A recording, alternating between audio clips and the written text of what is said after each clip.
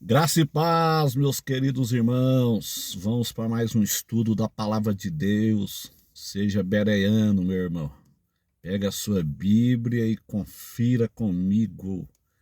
Ontem nós falamos na segunda carta, que é o cavalo de batalha. Segunda Tessalonicenses 2 é o cavalo de batalha dos pós-tribulacionistas.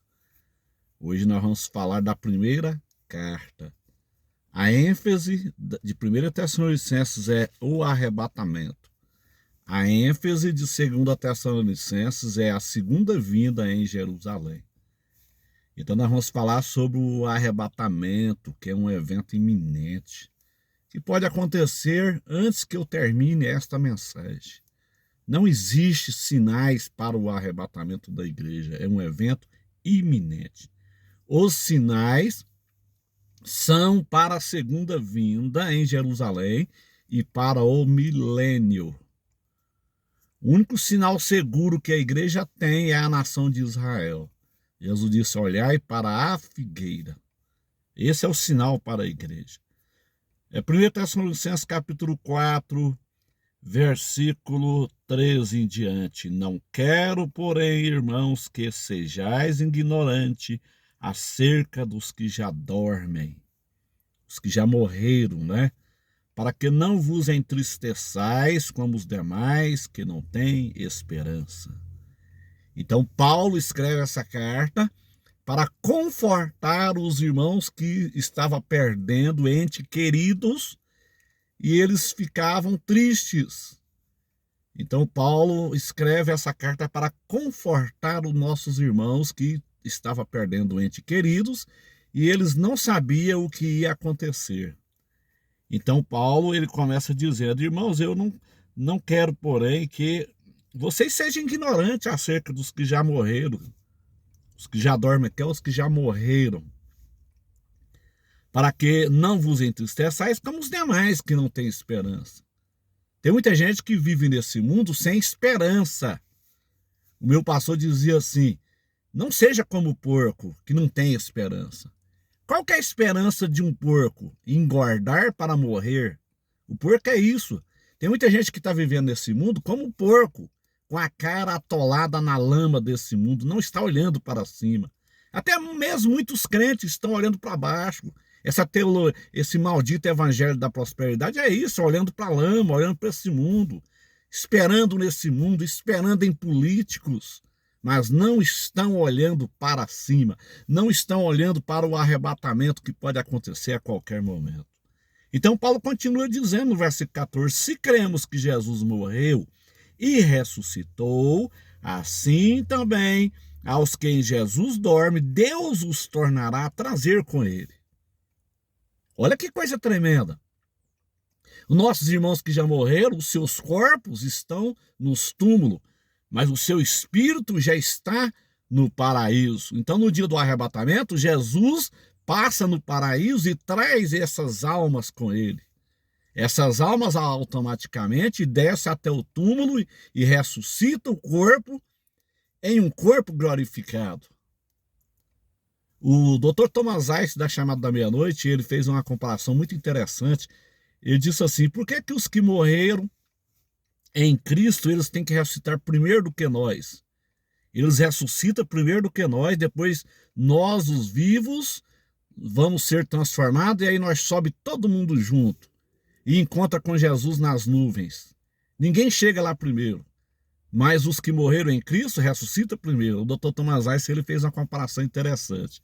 Ele disse que é porque os que morreram em Cristo, eles estão abaixo de nós 7 palmos. Eu achei muito interessante isso. Os que já morreram, nossos entes queridos, que já partiram, estão abaixo de nós 7 palmos. Eu achei isso interessante. Então, o que o apóstolo Paulo diz no versículo 15 aqui: dizemos-vos, pois, isto, pela palavra do Senhor, que nós, os que ficarmos vivos, para a vinda do Senhor, aqui é para o arrebatamento, né, pré-tribulacionista, não precederemos os que dormem. Ou seja, nós não vamos chegar lá na frente deles. Não vamos chegar lá todo mundo junto. Nós não vamos preceder aos que dormem. Porque Isso aqui é muito importante. O mesmo Senhor, versículo 16, descerá do céu com alarido e com voz de arcanjo e com a trombeta de Deus. Essa trombeta de Deus aqui, ela não tem nada a ver com a trombeta do Apocalipse, como muita gente está insistindo aí, comentando no meu canal, colocando em dúvida o que a gente ensina, e eu estou removendo esses comentários, porque essa trombeta aqui não tem nada a ver com a sétima trombeta do Apocalipse. A sétima trombeta do Apocalipse, ela é uma trombeta de juízo, não é trombeta de redenção, não tem nada a ver essa trombeta que Paulo menciona aqui com a trombeta do Apocalipse. Não tem nada a ver. A trombeta do Apocalipse, ela é tocada no meio da tribulação, a sétima trombeta do Apocalipse. Então o arrebatamento não acontece ali. Se você estudar ali, você vai ver que não existe nada de arrebatamento ali na sétima trombeta. Ali é juízo. Então eu não sei por que os pós-tribulacionistas e os mesotribulacionistas insistem com esse ensino errado. Eles são teimosos, muito teimosos. Então a trombeta de Deus aqui não tem nada a ver com a sétima trombeta do Apocalipse. Aqui é a trombeta de redenção. É o shofar, chifre de carneiro, tocado para o ajuntamento. Da mesma forma que se tocava o shofar para o ajuntamento do Israel terreno. Aqui toca-se a trombeta para o ajuntamento da igreja. A igreja de Jesus Cristo, a noiva do Cordeiro. E com a trombeta de Deus e os que morreram em Cristo ressuscitarão primeiro. Então eles levantam do túmulo.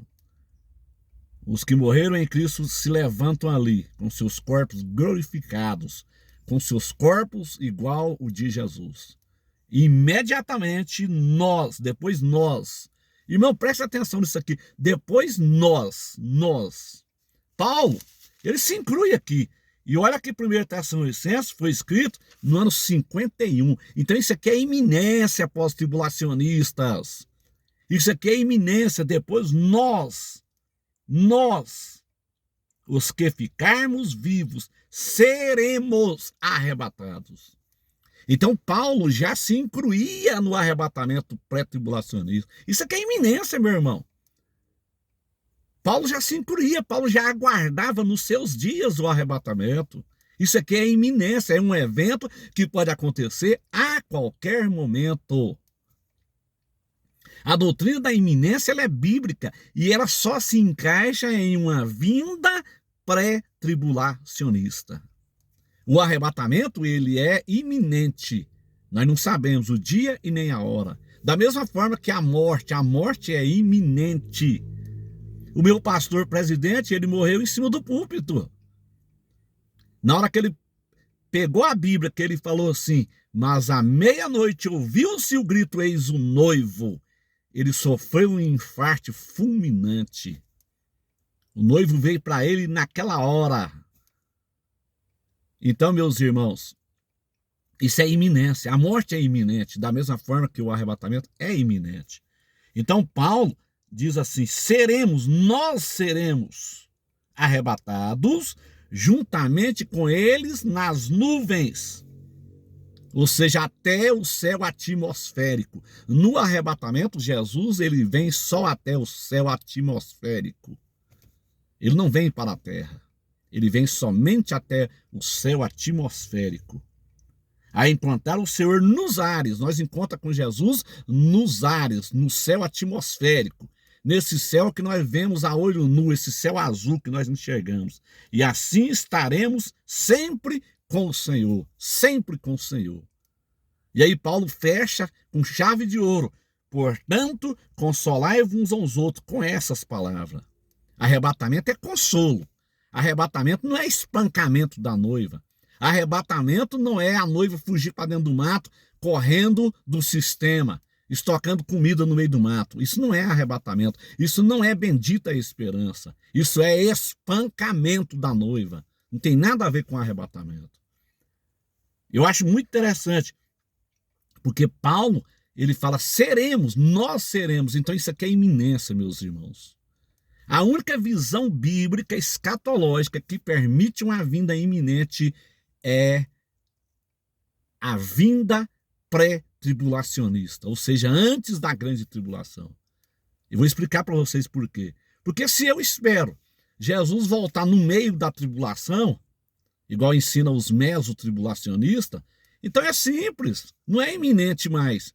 Porque no momento que o camarada lá, o chefão, fizer o acordo de 7 anos, ele faz o acordo de 7 anos, você conta então 3 anos e meio, que são 1.260 dias. Ou um tempo, 2 tempos e metade de um tempo. Ou 42 meses no calendário judaico, que é 360 dias o calendário judaico.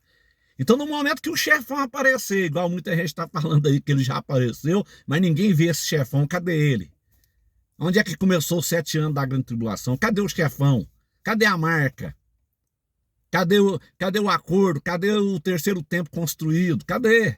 Então isso é uma heresia das grandes, dizer que já começou a grande tribulação, que já começou os 7 anos. Isso é heresia, meus irmãos. Isso é mentira. Isso aí é perturbação. Isso é coisa de gente que não tem o que fazer, que fica aí ensinando, colocando dúvida no coração dos irmãos. A pergunta é, se começou os 7 anos, cadê o bichão? Cadê ele? Cadê a marca? Cadê? Cadê o terceiro templo? Cadê o acordo? Vocês vão estar entendendo? Então, no meio da tribulação, não é mais iminente, é 1.260 dias depois da data do acordo. No final da tribulação também não é mais iminente, é 7 anos, 2.520 dias a partir do acordo.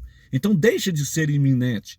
A única vinda iminente, a única visão escatológica que permite uma vinda iminente é a visão pré-tribulacionista. A igreja será arrebatada antes da grande tribulação. Versículos que falam da iminência. Jesus disse: vigiai, pois, porque não sabeis o dia em que há de vir o vosso Senhor. Isso é iminência. Porque em uma vinda pós-tribulacionista não é mais iminente, porque a partir da data do acordo, conta-se 2.520 dias e Jesus volta. A segunda vinda não é iminente. A segunda vinda, ela tem uma data. As pessoas que ficarem aqui nesta terra, pode calcular. No momento que o bichão lá fizer o acordo de paz, conta-se 2.520 dias, Jesus volta. Ou no momento que ele quebrar o acordo também no meio da semana, que são 7 anos, conta-se 1.260 dias, Jesus volta. Então é fácil de entender. Então, nosso querido irmão Paulo, ele prega que a iminência, não só aqui, mas em outro texto, que é um outro texto muito interessante, que é 1 Coríntios, capítulo 15, versículo 51 e 52. Eis aqui vos digo um mistério. Está vendo aqui, meus irmãos? 1 Coríntios 15, 51. Eis aqui vos digo um mistério. Que mistério é esse? O mistério do arrebatamento. O arrebatamento é um mistério. Da mesma forma que o cramunhão também é um mistério. Ninguém sabe quem é esse camarada. Ninguém sabe. Se você quer saber quem é ele, fique aqui na grande tribulação para você saber quem é ele. Mas antes do arrebatamento, ninguém sabe quem é ele. Há muitas especulações. Mas ninguém sabe ao certo quem é ele, porque ele é um mistério. Da mesma forma que o arrebatamento é um mistério, esse chefão que vai governar o mundo por 7 anos também é um mistério. Eis aqui vos digo um mistério. O arrebatamento é um mistério, e os mistérios são de Deus. Não cabe a nós querer sabermos o mistério de Deus. As coisas que não está escrito na Bíblia, nós devemos de calar. Onde a Bíblia se cala, nós temos que calar também. E Deus não nos deu essa autoridade para saber a data do arrebatamento da igreja. Eis aqui vos digo um mistério. Na verdade, nem todos dormiremos. O que Paulo está dizendo aqui? Nem todos vamos morrer. Paulo, então, está falando aqui de eminência. Paulo achava que ele não morreria. Nem todos dormiremos, mas todos seremos transformados. Seremos. Então isso aqui é iminência. Paulo já pregava nos dias dele uma vinda iminente. Seremos transformados. No momento num abrir e fechar de olhos. É no estralo de dedo, meus irmãos. Eu vou piscar aqui, ó. Pisquei, vocês viram? Eu vou piscar de novo, ó. Pisquei de novo, vocês viram? Num abrir e fechar de olhos. Ante a última trombeta. A última trombeta. O que Paulo está falando aqui? Ele está falando da trombeta de Apocalipse, como muitos teimosos aí estão dizendo que é? Não. Para começar, 1 Coríntios, olha aqui para os irmãos ver que não tem nada a ver. 1 Coríntios foi escrito, aqui ó, no ano 56. 1 Coríntios foi escrito no ano 56. Paulo morreu no ano 67, na época do imperador Nero. Paulo não tinha nenhuma noção do Apocalipse. O Apocalipse foi escrito no ano 96, no império de Domiciano. Então, quando Paulo fala ante a última trombeta, Paulo não estava falando de trombeta do Apocalipse, não. Paulo, como judeu, ele estava falando das trombetas que era tocada, eram os chofares que eram tocados para o ajuntamento do Israel terreno. A gente vai ver isso muito lá no livro de Êxodo. As trombetas de ajuntamento, que eram chifres de carneiro. Chifre de carneiro, trombetas de redenção. Porque tinha que matar um cordeiro para fazer um chofar. Quem foi o cordeiro que foi morto? Jesus foi morto pelos nossos pecados. Para fazer um chofar tinha que sacrificar um cordeiro. E as trombetas do Apocalipse já é diferente. Não é trombeta de chofar. É trombeta de juízo. Trombetas de prata significa juízo. As trombetas do Apocalipse, trombeta de prata, juízo. Trombetas mencionadas por Paulo, trombetas feitas de chifre de carneiro. Paulo, como judeu, ele sabia disso. Ele sabia que quando tocava-se as trombetas ali no deserto, era para partida, era para ajuntamento.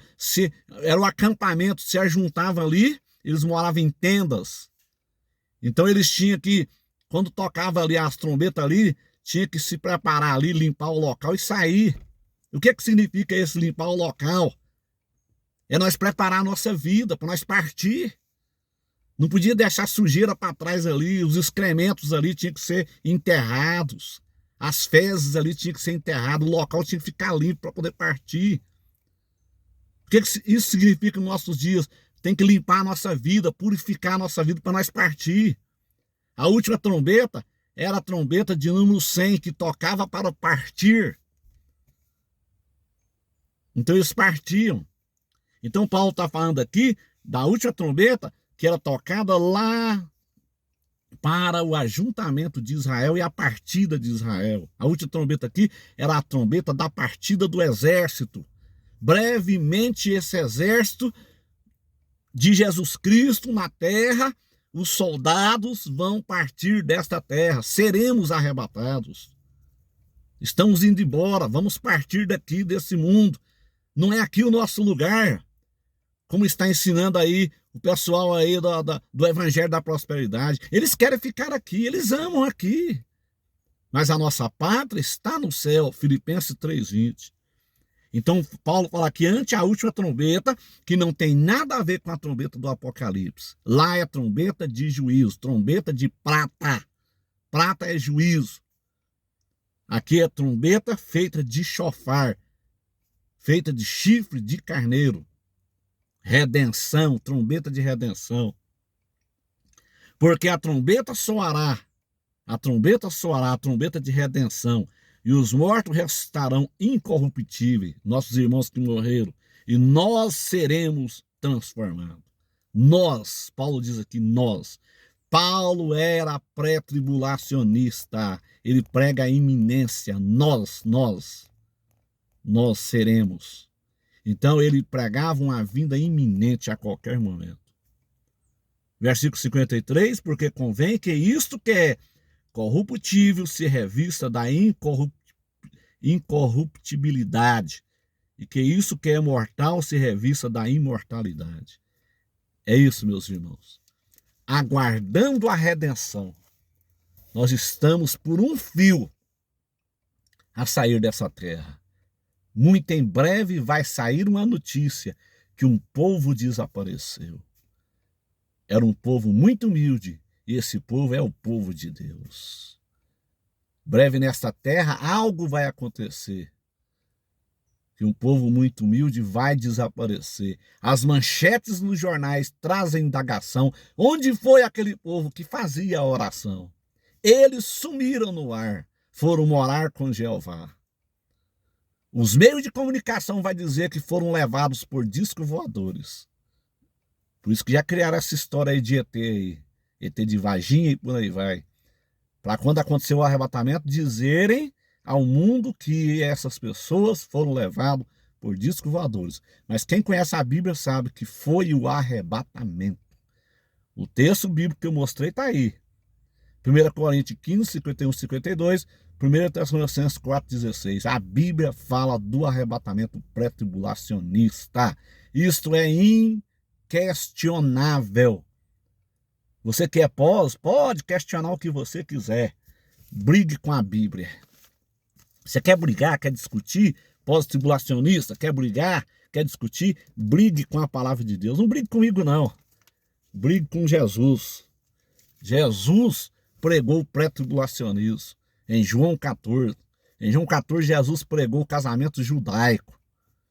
E a única visão escatológica que permite o casamento judaico é a visão pré-tribulacionista. Que Deus em Cristo abençoe os irmãos. Meus irmãos, compartilhe essa mensagem. Vamos abrir o olho das pessoas. Tem muita gente sendo enganada aí no YouTube, aí, viu? Muita gente. Compartilhe essa mensagem em nome de Jesus. Glória a Deus.